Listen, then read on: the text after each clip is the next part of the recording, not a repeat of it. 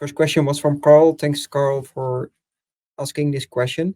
What's your view on price elasticity in B2B business? I think, Roy, you touched this point in the webinar, so maybe you can elaborate.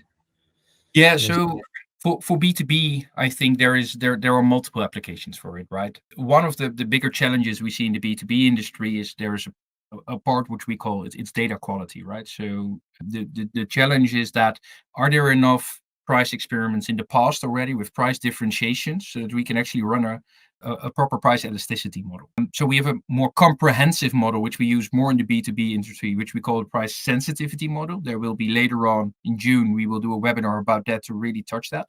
But to go back to the question, there is definitely a use case for price elasticity in B2B businesses.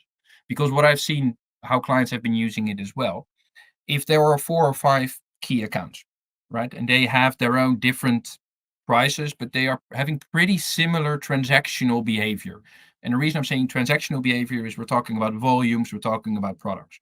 What we can do is we can combine these 5 key accounts into one data set and do a price elasticity analysis on top of that, which then can say, okay, so on average over these 5 key accounts, this should be an optimal selling price with regards to volume or with regards to margin.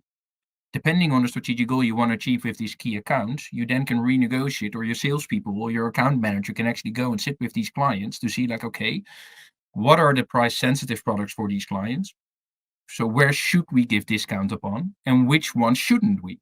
Because what we see happening in B2B still a lot is that on the full product portfolio, a discount is given, while you can actually also select specific product groups where a discount can be given upon. And this is also where price elasticity could really help in determining which product should be given a discount upon or not.